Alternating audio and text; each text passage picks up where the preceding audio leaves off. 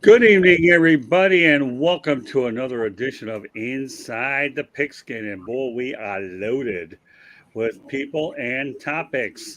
And I want to give everybody an overview here that the audio version of Inside the Pigskin can be heard on iHeartRadio, Apple, Spotify, Google, or wherever you get your podcasts. This show is being broadcast around the world. Please hit the red subscribe button on YouTube, South Florida Tribune. We're striving for 1,000 subscribers. Please also comment, like, and share the broadcast.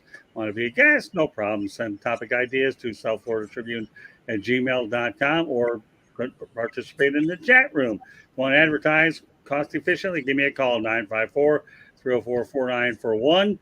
We are live on Facebook, LinkedIn, Twitter, and YouTube. And you can contact me on Twitter at Tribune South. Our website's www.southfloridatribune.com, and Candy Ebling is a mastermind to go out there and keep it all together. All right, well, glad that you're on for the moment anyways. Sorry to say you can't stay. All right, well, you made your presence felt. There you go. Do what you got to do. And if you stay on later, great. If you don't, well, at least he made his presence felt. All right, with that said, give me an overview of the show. We're going to talk about a couple of major rule changes that are going to go into effect this year, as well as a interesting rivalry game in our neck of the woods in the southern region of the country, and whatever Mel Farr wants to talk about as well. So with that said, introducing the crew right to left, Smoking Jeremy B. Welcome back, Smoking. Glad to be here. George Eichhorn, the first of two tonight. Yeah, it's good to see you guys. Thanks for having me. And Coach Bono, I love having you on, partner. You're muted. You're muted. Pleased to be here. Thank you. You're welcome. That's okay. The only way people keep me quiet is they end up muting me without my knowledge. But don't anybody ever get any ideas out here, although I think I'm the one in charge of it all. And Travis Holmes, no relation to Sherlock. Thank you for having me as always. Let's get this thing started. Love a party. And last but not least, the man carrying the rock for the when I get done, Mel Farr Jr. Hey, guys. All right, a few topics I'm going to get to. First and foremost, Coach, this is right up your alley. Rule 16A, playing rule proposal. You talk about the fair catch rule. The receiving team gets the ball at the 25-yard line. The reason is for safety. So what do you think, Coach?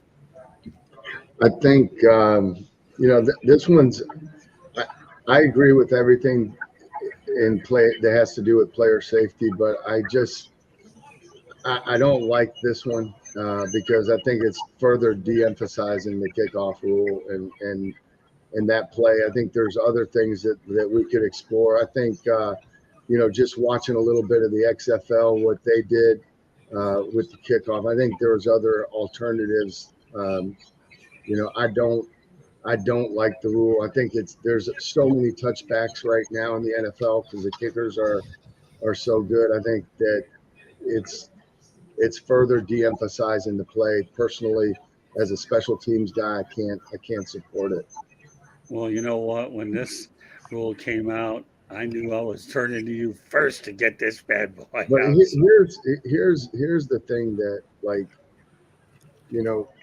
in '99 they came out with the K-ball, and if we think back, the reason the K-ball got brought into play was there was too many touchbacks and there were too many fair catches. So we're still sending bring it FedEx in the balls in the K-balls. We don't do that with the quarterback balls. The officials have you have 30 minutes to work them in. I think that if they would just eliminate the K, still have the K-ball, but let the kickers have them during the week. Let them break them in. Let the officials, check them before the game, collect them, and then I think it wouldn't be any problem. That's what we do with the quarterback balls. I just think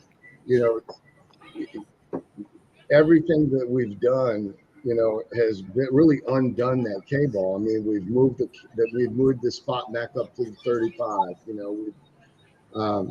They've just done so many things. I agree with all the onside kick stuff, but that's the next thing that will probably go. There'll be, you'll have an option to go for like 4th and 15 or 4th and 20 to see if you can gain another possession. But again, I've talked long enough. I don't like the rule. That's good. No, hey, listen, if anybody should talk longer, it should be you because you obviously coach the position. So, what can I say? You're the resident authority on special teams, and I'm giving you a special opportunity to say what you like and don't. And you got an A1 with that. All right, we're going to turn it over to Sherlock. Oh, I meant Travis Holmes. I would have to echo a lot of what Coach just stated. Like, I think a lot of us fans of the sport don't want to see the minimization of special teams. They don't want to see the kickoffs go away, and the fair catch rule obviously does that to a pretty large extent. But at the same time, I fully understand the NFL had to do something. They had to, at minimum, they had to pretend to care about player safety, even if we know that may not necessarily be true, whatever. They had to make a rule change, and this seemed to just be the one that they had, because apparently they had it on the table back in March, and then they tabled it for a few months. And per my recollection, the night before the meeting, Roger Goodell didn't have the votes for it to pass, and he had to go team by team to whatever it was, 12 or 15 teams to get them to agree with it, and that's how the vote ended up going that way, because apparently he did not have the votes to get this passed. Special teams coaches were not in favor of it wholesale, so they did approve it for the 1-year rule, and it's quite possible that maybe next year, after seeing how it does or doesn't diminish kickoff returns, maybe they'll flip back to it and they won't make it permanent. So we'll see. All right, let's go to the chat room. Another hello, but this guy's from Washington State. His name is Mickey Delaney. Welcome to the big show. Mickey, glad to have you. Ken Ballreich, Will Vogel for the moment. We had him anyways. So we'll take it to the running back. What do you think of the rule, Mel? I don't like it. You got to understand, there's guys that made their living on special teams. I mean, a guy like Matthew Slater, that's how he made his living, is on special teams. And sometimes that's how you earn your way into a rotational position, is by how you go out there and you play on special teams. And sometimes, that's the difference between making the team and not making the team. And obviously Coach knows more about that than I do, because he's been in those kind of meetings. What value does this particular player give us on special teams versus this other player? That's the difference between making it and not making it. So I think it's a mistake. We know football is a dangerous game. I think there's other things that they could do with that play. As Coach mentioned, what the USFL did on that play, you still have the play, you kick the ball in play where there's a potential run back, and give these guys an opportunity to earn, have a chance to make a roster and earn a living, and obviously realize their dream of becoming a professional football player. So I'm not one that's in favor of it. They're saying player safety, but there's a lot of other things that they could be doing as far as player safety is concerned. And I think Matthew Slater had some very nice comments, he had some very poignant comments that he came out with in regards to this rule.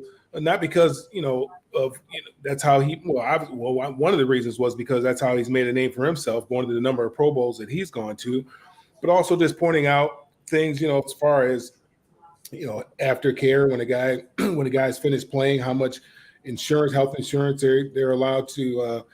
How long they're allowed to have health insurance, and various things of that nature that he brought up that he would like to see the NFL address, as opposed to something like this, where I don't think many people were complaining about it. Is there a high concussion rate in that? Yeah, I know I got concussed on the kickoff return team. So yeah, you got guys running full speed, and it's a collision. It's like going the wrong way in traffic. It's a tough deal. That guy back there is tough. I remember a couple of our guys got hurt. Receivers got hurt. And I remember I was back there with Ron Brown. Ron Brown ran in the Olympics, in the '84 Olympics, I believe it was, in LA. And coach came up to me and said, "Hey Mel, I need you to be the deep guy on kickoffs." Yeah, I got a neck roll and all this kind of stuff. We talk about needing to be the deep guy on kickoffs. So I said, all right, let me get one in. I got it. I started, I ended up catching it like this over my head. I said, okay, I'm good. And Ron was like, okay, Mel, I got everything from your hash mark all the way to my side of the field. I was like, all right, bet. Eddie Murray, we're playing Detroit. Eddie Murray's kicking it. That ball's high, way up there. I hadn't caught kickoffs in forever. It says high school. That ball's way up there. And he's kicking it to me. I'm like, Ron. I'm yelling at him. He just comes over there in front of me and it gets it. But I was scared to death to catch that ball. I didn't want to have nothing to do with it. But guys live for that. Not me. I was always a wedge guy or a guy up in the front. I can do that. But back there running kickoffs, I didn't want to have nothing to do with that. Well, George, you're really following a couple of people that are in the profession. So what do you have? Yeah, Scott. Mel's a name dropper, boy. You talk about one of the best kickers in Detroit history, Eddie Murray. Of course, we've covered him and his awesome career. But Mel, I think he hit it right on the head. I mean, this is an exciting play. It's always been an exciting play in the history of football. And to just arbitrarily, and I know, like you said, Travis, that they've been working on this or talking about this for a while. And I hope for one that it is only a 1-year deal. If he had to twist that many arms, the commissioner, to get the votes to get this passed, because I'm telling you guys, and you've seen it too, there's been so many comments negative about this rule change. A lot of coaches, like you said, Coach, and a lot of players, and they're wondering what is going on here. And I agree. Mel's right. I mean, it is. You hear about kamikaze mission, guys going out there on the kickoffs and I fully agree with the safety is very important, but please don't lower the game, like taking it away like this and all these fair catches. Like, we don't have to do everything that college does and the NFL has not, but this is one I'm sorry, I cannot agree with. All right, Jeremy, you got the last word on it. I don't agree with the rule, but in the NFL, you have maybe 5 fair kickoffs a year. So that being said, and they're hardly ever outside of the end zone.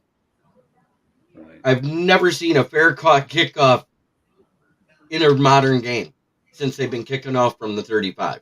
Now, when they were kicking off from the 25, because they'd catch it at the 19 and the coverage team would be right there, you'd see it all the time. Now that they're kicking off from the 35, 90% of those balls hit the end zone.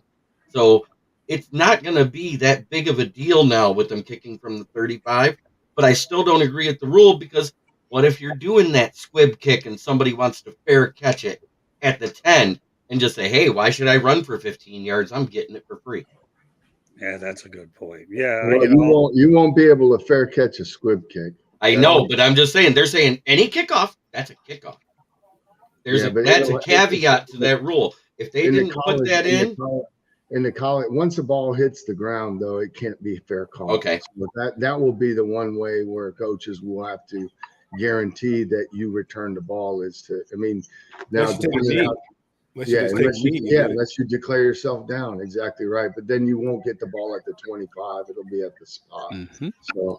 Okay. I was just making sure of clarity on that. You know what I'm saying? Because there's a lot of the reason the colleges did it was because you don't have the quality of kickers in college that can consistently bang the ball out the back of the end zone, where 90% of the NFL guys can kick it out of the end zone, and the only time you get an opportunity to return is if it's a windy day and they're kicking off into the wind, or they just miss-hit one, because the number of actual returns now in the NFL has gone way down. So you're going to take the returnable kicks now that can be fair caught. I mean, it's going to it'll be interesting. I'm willing to, there's going to be a lot less returns, a tremendous amount of less returns. Yeah, the only thing I'm going to say about this before we go on to our next subject, okay, is many, many years ago, we had instant replay that kept voting it in and out until they finally settled on it. I have a feeling there's a lot more that'll take place with this rule change, whether it's tweaks or not. in order to do it. But I guess they owe it to themselves to see what this looks like, and then who knows what tweaks will come away. I would assume, right, Coach? I mean, sometimes you have to see something in action.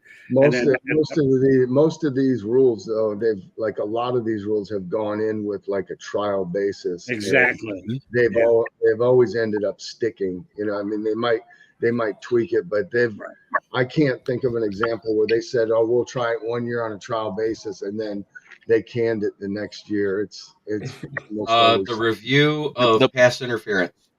Yeah. All right. The review of pass interference, and that was a recent example. So that was a good call out, Jeremy. And also you have the both teams get the ball thing when they did that in the playoff. They did it in the preseason, got rid of it, and then they did it for the playoffs, but they never put it into the regular season. So that was also a trial run. All right, back to the chat room real quick. Mickey Delaney says I would leave it alone. So, well, evidently, Nick, they're really not doing it yet. We'll see what happens at the end of the year. But I'll just say this, Coach. You're right. They try it out, and in most cases they usually stick. So I'm with you all the way, Coach, on this one. All right, let's go to another rule change. This one is Proposal 1A, that each club has an hour and a half before kickoff on an active list, notifying referees of the players on its inactive list for that game. Each club may also designate one emergency quarterback from its 53-player active and inactive list. So, but that said, okay, Jeremy, I'll start around a different way. What are your thoughts about the emergency quarterback?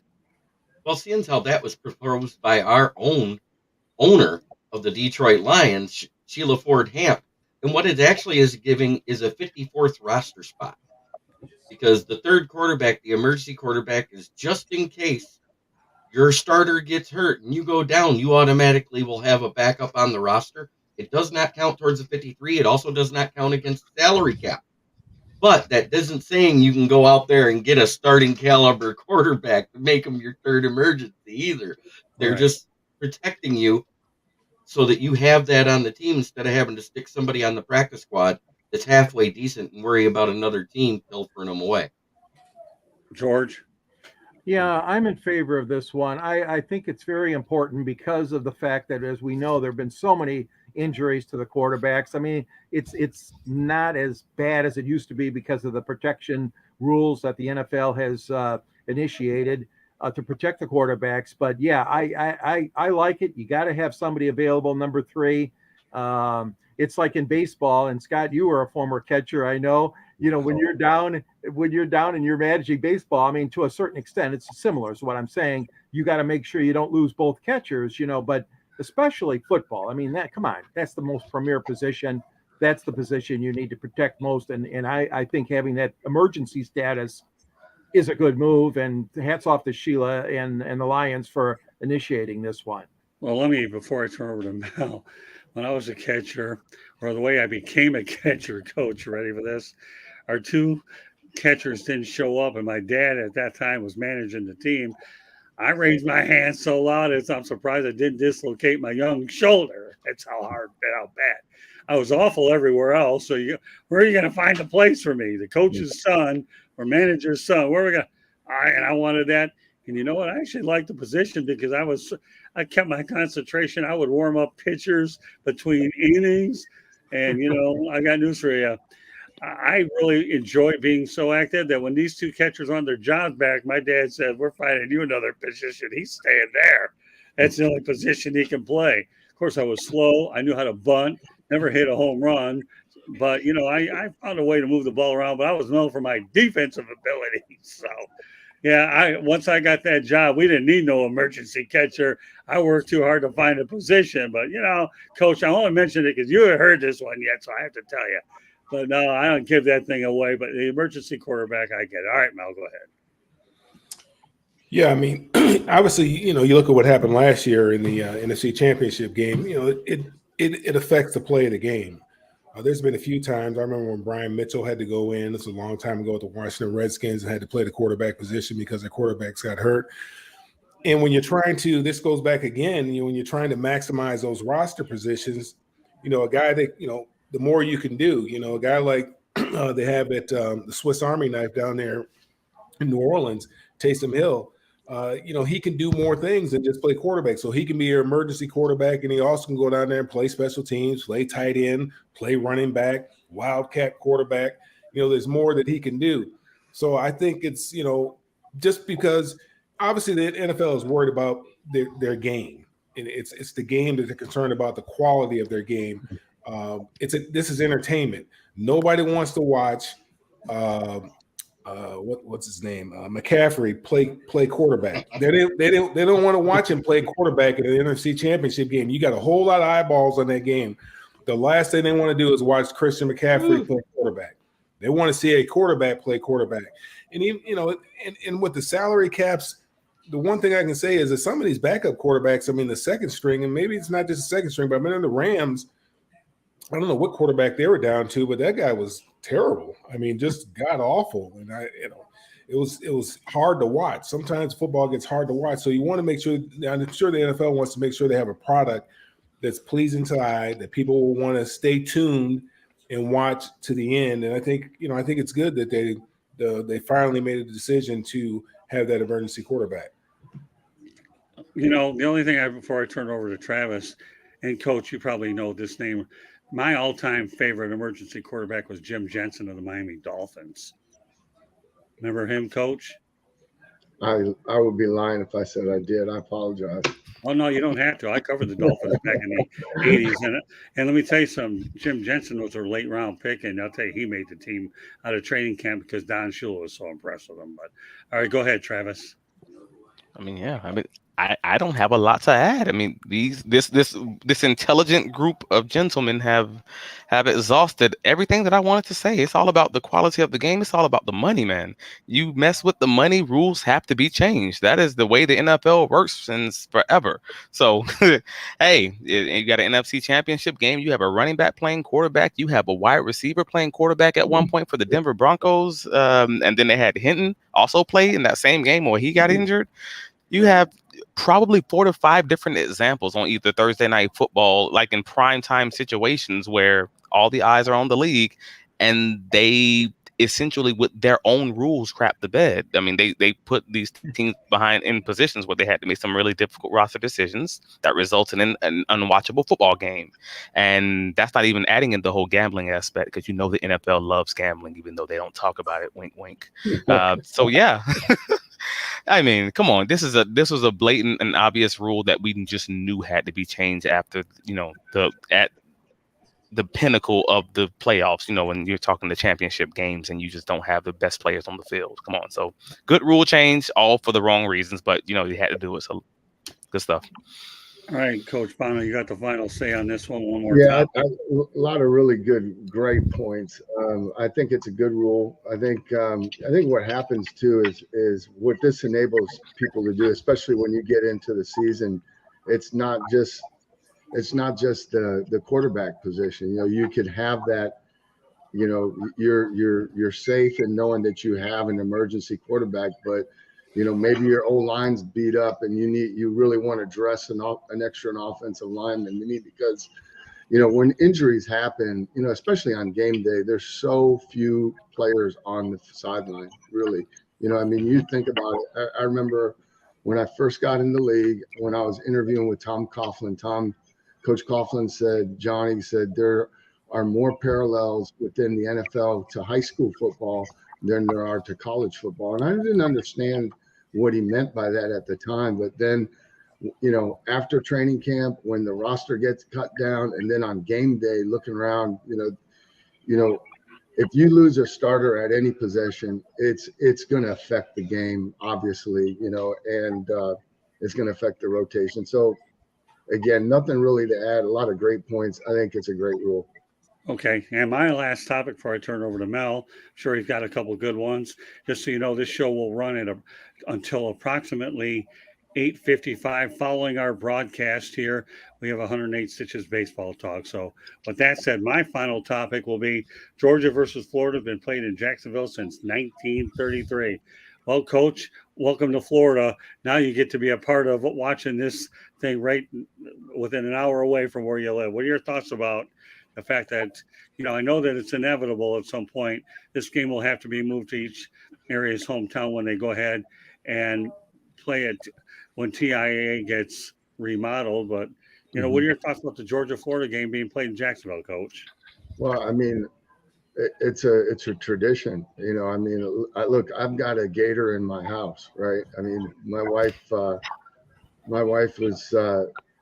went to, her dad was a bull gator, went to law school at Florida, and she grew up with gator football. So I mean, that's a huge game. I'm waiting for it to be a competitive game. I mean, Georgia's pretty doggone good, and I don't see them going away anytime soon. No, you're right. Georgia's been more than pretty good. A couple national titles in their pocket. They're breeding out NFL players, and they're landing in Philadelphia like there's no end to it, among other places. It isn't Philadelphia anymore. It's UGA North. Exactly. That's my point. All right. So with that said, all right, Travis, it's in your neck of the woods. Coach got his opinion. Now you get yours. I mean, yeah. I mean, it is a tradition like many college traditions, and you never want to mess with the tradition. You never want to rock the boat. I think the schools probably would have their own opinion on that. I do question that piece. I mean, Georgia would love to have that game played at their home field, and I think Florida's kind of mentioned that when we going back to different negotiations. So there's some conversation there, but nevertheless, it is tradition. You generally don't want to mess with that. Now, there are some questions about what's going to happen after those renovations do take place, because it's only a 2-year extension, and then you have 2 years of the Jaguars doing their renovations, and then there's what? Like, that lines up that timeline matches up perfectly to say, what are we going to do now? And it just so happens to line up with the Jaguars actually having a good team. So maybe the people in Jacksonville may not care as much, even though that is a Gator town. It's going to be some interesting, some interesting happenings in that 2025, 2026 time frame for sure. Okay, Mel. I mean, obviously with the stadium going on, having renovations, I mean, they had to have somewhere to play it, and being a home and home, I think that'll be good for the fans, the home fans that have an opportunity to play that game, in backyard, to really so somebody can have a home field advantage. But other than that, I mean, I don't have a whole lot to say about it. I don't like Georgia too much, and don't particularly care for Florida a whole heck of a lot either. So it doesn't really matter to me. It doesn't much matter to me. They could play it wherever they want. They could play it at a high school for all I care. But it's good football. Obviously, Georgia's good football. But again, I don't really care for Georgia too much, even though I did live here in Alabama. I mean, I live here in Georgia rather than Atlanta. So in Alabama, he's asking to get shot at tonight. Saying that in Atlanta. Yeah, I'm a Nick Saban fan, so I kind of figured. Yeah. So you know what? The only rivalry that Mel cares about is USC and UCLA, right? That's it. That's it. Well, Michigan, Ohio State.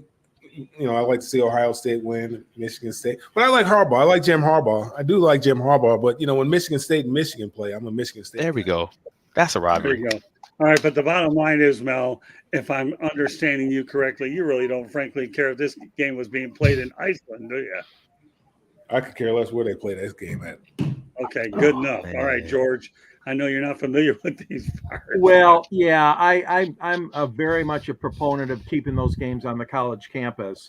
We had a situation recently in Michigan where the Spartans have announced they're moving the game from the home campus to the Ford Field in Detroit the day after Thanksgiving because NBC waived a bunch of money in front of them. And let me tell you, there's a lot of business owners, alumni, and fans in East Lansing that are not happy. So again, I'm comparing two different situations here, but the bottom line is for me, I still like to see the campus towns host these games.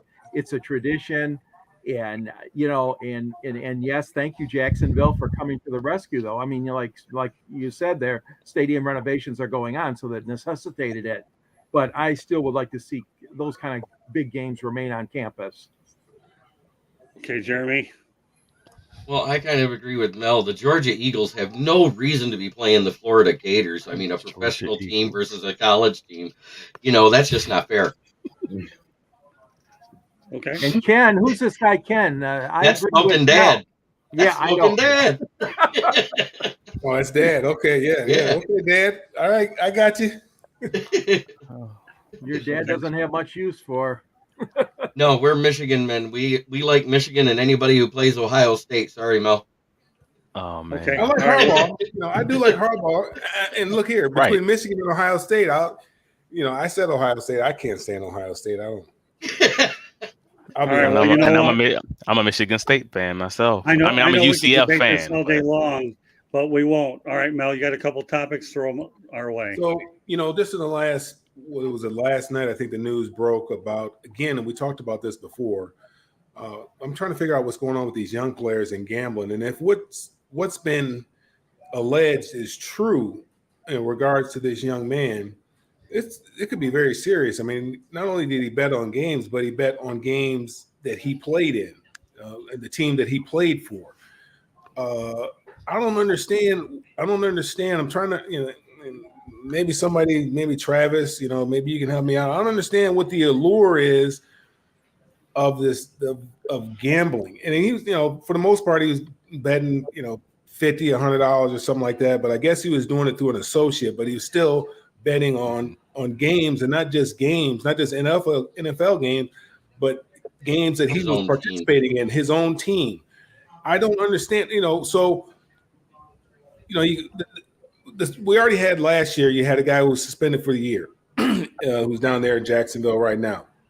That came from the University of Alabama. Calvin Ridley. Right. The hypocrisy of that is too funny, though. So you had one guy who was suspended for the whole year. Then early this season, now, obviously he didn't do anything after these guys did it. He was doing his stuff at the same time. But I mean, what they did to Calvin Ridley, I mean, that was very harsh. That was a very harsh penalty that he received. I don't understand what it is. What's the allure? What's the attraction? One thing about me, I don't even like going to Las Vegas. I mean, I like going to Las Vegas, but I really don't like betting. I'm at the little $10 tables. I don't like my money at risk. I don't understand because every time I go to Las Vegas, there's always construction going on. And there's not construction going on in Vegas because the house is losing. There's construction going on out there because the house is winning. You can't beat the house. I don't understand what it is with the allure in young people. And I think it's something that we really, because I know one of my daughter's friends, he's a little young guy and he's just fresh out of college, and he likes to bet using that little app or whatever. What is the allure with young people in betting, period, especially these young football players when you have so much at risk? I mean, why? I mean, what's the end game? Why risk? This guy had a $3 million contract. Why risk that kind of money to wager $50 to $100 on a game? What do you think, Jeremy B? Oh, I'm so glad you started with me. I just wrote an article about this subject. And 4 out of the 5 players that didn't do the betting on their own teams, they didn't even know that they couldn't bet on NFL properties, which I found out I find that very difficult to believe. And I also found out by reading into it, that includes when you are away and in the hotel room that the NFL pays for the team, that is considered NFL property. So if you are an away team, anything on the practice facility, anything in your hotel room, you cannot do it. I'm just saying the young guys. I'm not saying the vets. Isaiah Rodgers is a 3-year vet. And that's the guy you're talking in question that wrote his formal apology on Twitter, where he apologized to his coaches, his players, his teammates, and everything else. But how can you bet on this sport when there's been so many that have already been indefinite minimum 1-year suspensions that have been handed out? Calvin Ridley over a year ago. Then you had Quintus Cephas and CJ Moore from the Lions that had that harsh penalty handed down. My solution, and I really hope that Goodell reads our paper, because I said what they could do is make all these guys that have that indefinite with a 1-year minimum, if they want to reinstate themselves to the league, give the rookie symposium the following year before they're able to take the field. Interesting. just to show them the harsh effects of gambling. Coach, you're not that far removed from being in a locker room, being in that training camp setting when they have all the people come in there from the league and they discuss all the things that you can do, you can't do, be careful with this, be careful with that. And then again, they do have the rookie symposium as well, where they go through all these things. I heard the excuse that the player from Detroit gave that he didn't know. Do you find that credible? No, not at all. I don't think you can't not know. And furthermore, it's your job to know. But I think the league does a very good job with that. I mean, there's mandatory signage, right, in locker rooms that, there's signs posted throughout the facilities. Don't bet on it. The same thing in college football. And it really comes down to, I mean, we can all point to, there's hundreds of examples of people doing things that they're not supposed to do, whether it's, getting behind the wheel of a car, using somebody else's credentials to do, credit card, whatever. But the reason the gambling deal is such a big deal is because you're talking about the integrity of the game, and if the league and the NCAA, if they don't take that very seriously, if they don't come down on the players, which they always have, then what does the common fan think when he's watching a game and things, and one of those wacky things that happens every week in a game, it's like, oh, the fix was on. And so, it has to be taken very seriously. It always has been taken very seriously. It's always been emphasized. And, I'm sorry, I don't know. It doesn't cut it doesn't cut it at all. All right, let me read one comment out of the chat room coming from Steve Bauer. I don't understand either. Mel, the guys make great money, and why do they have to get? Yeah, you know what, Steve, I couldn't agree more. I'm sure the panel definitely probably feels you there too. Go ahead, Mel. With the NIL now, with college players, there's not so much as an enticement anymore from gamblers. When people get in situations, you had the Black Sox from a long time ago when players weren't making a whole lot of money. There could be that enticement to get involved in something like this. You remember the league came down very heavily on Alex Karras and Paul Hornung when they were involved in gambling back in the 60s. You talk about you talk about the integrity of the game. I remember being in the locker room at UCLA and we had this athletic trainer. And he would talk about the referees control the NBA game. And, he said, watch, he would tell me who's going to win.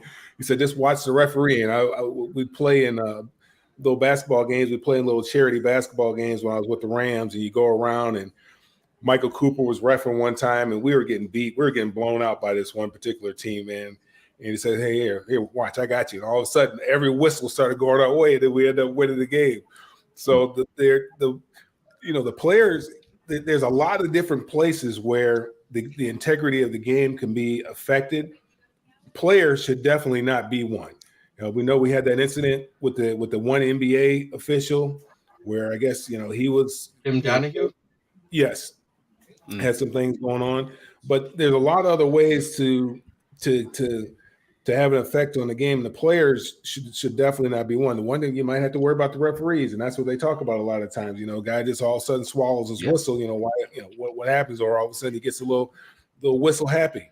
What's going on with him? So Travis, what do you think is the allure with these young players? I mean, I thought these guys were like in the PS5 and just playing their games and stuff like that, not just wanting to get on the phone and just lose their money, potentially lose their livelihood because, look, I mean, if this guy bet on his own games, I mean, there has to be serious consequences for this player. What do you think? I mean, there absolutely is going to be serious consequences, but as far as the young players are concerned, I think I'm going to attack this from a different angle than what I've heard so far. It's just because we're people. We're all six of us in this room right now, plus everybody in the chat. Hey, everyone. We're all different. We all have different ways that we've grown up. We all have different life experiences. We all view this thing differently, right? We have to slice it in a different way. And so this guy is making, what do you say, $3 million a year, 3-year veteran, right? In the NFL terms, that's not a lot of money. Like, can we be real about that? Like, not speaking privately, but in NFL terms, that is not a lot of money. You know, hyperbaric chamber, healing, that may cost $400,000-$500,000 a year just by itself. You're talking, you got trainers that actually, you might hire them to help you out on the side. That may be another $100,000. You have your agent who's taking a piece of 3% of the cut. And this is a guy who has 2 kids, his girlfriend, he's not even married. So, I don't know what that situation, as far as if there's any alimony or child support there. Come on, man. You got family that's asking for a handout here and there. Maybe you're close with your friends. There's a billion ways to slice this.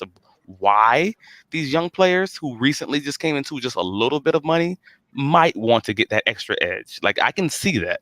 I'm not saying that's what they should be doing, but I can absolutely see it from that perspective, how that could be happening.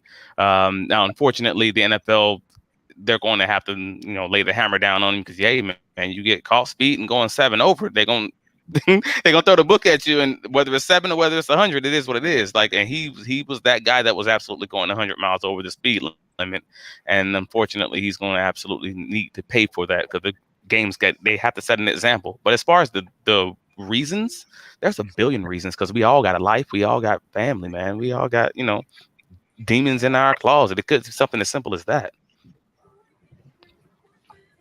George? Yeah, Travis stole my thunder. I mean, there's a culture. There's a culture that these young men grow up in. And our culture, it might be different than their culture. And without getting too deep into it, what Travis said is so true. I mean, you probably heard, Mel, that 2 Cleveland Brown players were out till 3:30 in the morning, and they were mugged, and a car was stolen, and jewelry was taken.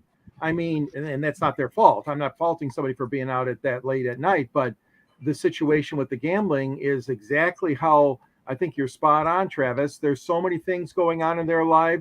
And to us, to me, a writer or a broadcaster or whatever, I mean, that's a lot of money, that contract. But to them, like you said, there are certain situations that they're facing in life. But again, no excuse. Like you said, Coach, there should be no reason why they did not know these things. They were told about this in the rookie orientation, or when the league comes around in training camp, and all the leagues go through this type of situation. But, unfortunately, there's going to be some that try to stretch it and try to take advantage of these rules. And it's sad. It's sad that he would risk his career or risk his livelihood, or any player, for a situation such as gambling. And Pete Rose paid the ultimate price. And I'm sorry, some of these young people today are facing the same dilemma. Yep. So this week there's some conversation. Well, there's been some talk about the Chicago Bears and their quarterback. He's finally has an opportunity to have the same offensive coordinator, I think, that he had last year. The first year he came in, he had that. He had that disaster. And then Nagy, and then they come in, they get a new coach. Obviously, has a new coordinator, has to learn a new offense. What do you think the likelihood is of him having the same type of improvement that Jalen Hurts had from year 2 to year 3? I mean, do you see that? I mean, we know the kid's got talent. He's more talented, I believe, than Jalen. Coming out of college, I think he was a much better thrower of the football. Obviously, he's a little bit faster. But, the big thing, and Coach can tell you this a lot, the big thing that makes you successful in the NFL, especially when you're a high draft pick, is the organization that you go to and the organizational structure that you have around you. If you don't have a good organization, if there's not a good organizational structure around you, for the most part, it doesn't matter who you are. It's going to be very, very difficult for you to succeed. Tom Brady fell into the right type of situation. There's a lot of guys that fall into the right type of situations, a lot of talented guys that fall into the worst situations, and they're never able to recover from it. Like David Carr, he went to a terrible situation. He got beat up, man, and, he's gun shy. Very talented guy, put up big numbers in college, but went to the wrong situation. So what do you think the likelihood is that we'll see that type of improvement I can't think of the quarterback's name right now. The Justin quarterback, Fields. Justin Fields. Thank you, Justin Fields. Do you think that we'll see that kind of jump in his play, Jeremy? If he learns to read defenses better, yes. The thing is last year, if you watched, even though he looked better than he did the year before, he could have wide open receivers downfield, and instead of hitting them or checking down to the guy that was open in the flat, he would run. I that's a big issue to me. And I'm not speaking as a Lions fan. I'm speaking as an NFL fan and a guy that is a student of the game and loves watching it and love breaking down film. He needs to learn how to do that bad. I mean, if you got a guy that's wide open with 15 yards of separation, past safeties, 40 yards down the field, and you got a 60-yard arm and you won't throw it to him, there's an issue. Well, I think a lot of the young players don't have a problem with the deep ball, throwing the deep ball. I think it's throwing the timing routes that they have a problem with. Open in the NFL is not open like it is in college. Guys aren't running wide open. Open is just having a guy on your back and being able to place the ball in a position where you throw a guy open. I can remember, many times listen to Ernie Zampese talk about that. I mean, open in the NFL is different than open in college. Guys aren't running around wide open. Guess what? That guy over there is getting a paycheck just like you're getting a paycheck. And he wants to make sure he continues to get his paycheck. You have to throw guys open. And that was one of the things that really bothered me with Jalen when he was in college. I always rooted for him, from the time he was a freshman when he was playing. Guys just tend to hold on to the ball too long because open, it's not wide open. Open is, if the guy's behind you and you put the ball here, you can make that throw now. And I've seen Jalen make that type of improvement. And I'll be interested to see if Justin can make that kind of improvement. Sometimes you just got to let the ball fly. What do you think, George? I think that, and I know Scott and I have talked about this a lot too with the quarterbacks that have to go through so many changes, so many coaches, so many quarterbacks, coaches, so many coordinators are at a disadvantage. So I think on the presence alone that he's coming back to somebody he's at least familiar with. And don't get me wrong, we know every season, and Coach, you can verify this, tweaks are made obviously to game plans and to the playbooks. And Mel, you've played the game. But as far as Jordan goes, hey, listen, this kid's got a lot of raw potential still. He does. He is multidimensional. I like what he has to offer. He is not surrounded like Goff is in Detroit with a lot of good experienced weapons. And it's only going to be a matter of time before Chicago, you would think, would get that supporting cast that he needs. But no, I'm still high on him. And I think that's to his advantage that, yeah, he's going to be more familiar than he was coming into, say, the beginning of last season. I think one of the things that we do now in the world we live in now is we give up on guys too quick. I mean, we're so quick to think the grass is greener on the other side of the fence and want to try to bring somebody else in. I mean, there was talk this year was Chicago going to draft a quarterback with the pick that they had early in the first round. And I'm like, man, you just, spend all this capital on this guy here. Why would you even be thinking about it? Why not, develop this guy here? I mean, it's the same thing like, in a marriage. I mean, you're looking over there and thinking the grass is green over there. If you just water and fertilize and cultivate your grass, your marriage might end up being pretty good, as opposed to not knowing exactly, you're going to leave 80 to go get 20. And that's not what you want to do. You keep the 80 here and let somebody else deal with that 20. And Coach, you know this because you've been around the game for a long time. They don't really give the players the opportunity to develop the way that they used to, and probably because of the money that's involved now. These guys get so much money that you have to get them in there right away, and they need to experience success right away. And confidence, as you know, is a big part of this game. And, you get confidence from repeatedly doing something over and over again, but also from repeatedly doing something and being successful. And that confidence is kind of it's a fine little line. It's very, very fine little line. I mean, it can be broken. And once it's broken, it takes a long time to get back. So how do you see, since you've been closer to the game than a lot of us, how do you see, what Justin Fields, the type of ability and talent that he has? And what do you think? Do you think we'll see that large leap in his play. I think you'll see a leap. I think I think he'll definitely be better. I don't know how many times he turned it over last year, but that's always a big thing. That's one of the top ways to me. I think you evaluate a quarterback. I mean, obviously he's extremely elusive. He can create plays with his legs. If he can, transition to maybe instead of taking off running and using that talent to extend plays and locate and find receivers downfield, which as I think, watching Hurts, that's, I think, one of the areas he has gotten so much better at is, extending plays, locating the receivers downfield, and has done a really good job, in my opinion, of taking care of the football, not giving it away. And I think if Justin can just do those things, and obviously being in the same system, hearing the same, terminology, the same, having the same coaches, I think that can only help him. Travis, did I get your take on this already? Nope. This is a hard one because I mean that jump that the quarterback for Philadelphia, goodness gracious, I'm drawing a blank for a moment. Thank you. Yeah. That jump wasn't even expected by Philadelphia Eagles, right? Like they were in the trade talks for Russell Wilson. That, like, we now know that, so that wasn't even expected from them. So should that be expected of Justin Fields? No. I don't think that will be a reasonable expectation. I also don't think that they need to have that kind of a jump from him.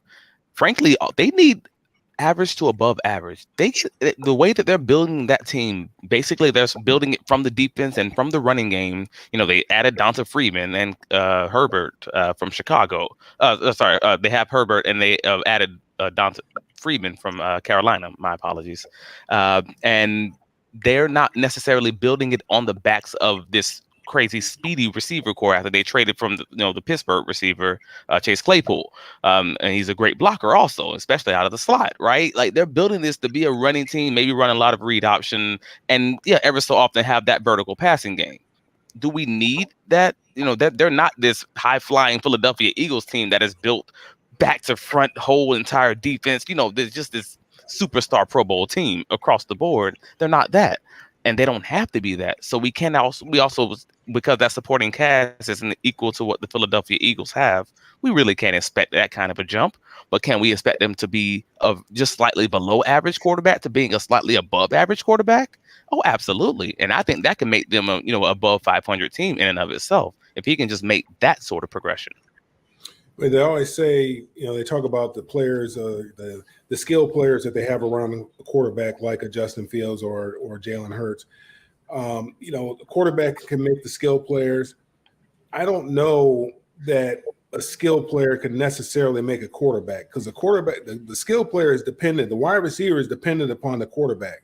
Agreed. And I think the biggest thing that you have to do when you have a young quarterback is you got to have a good running game. You run the football and play defense, control the line of scrimmage. That way you limit the opportunities for them to have to turn the ball over. Now, are you passing on obvious passing downs? Probably so, but that's okay. But you're going to have a limited, but it's going to be short and it's going to be third and manageable, where it could be a play action, or you could decide to run the ball. Where it's something more than just the quarterback dropping back there and just having to read the entire field and decide where he's going to go with the ball. So I'm not really big, because I believe that, as great as an athlete as Michael Vick was, I believe he had some skilled players around him, but Michael Vick didn't see the field well enough to be able to be a great thrower of the football. So I think the best thing that you can do for a young quarterback, get a good offensive line, get a good and commit to running the football, which obviously Philadelphia did. They committed to running the football.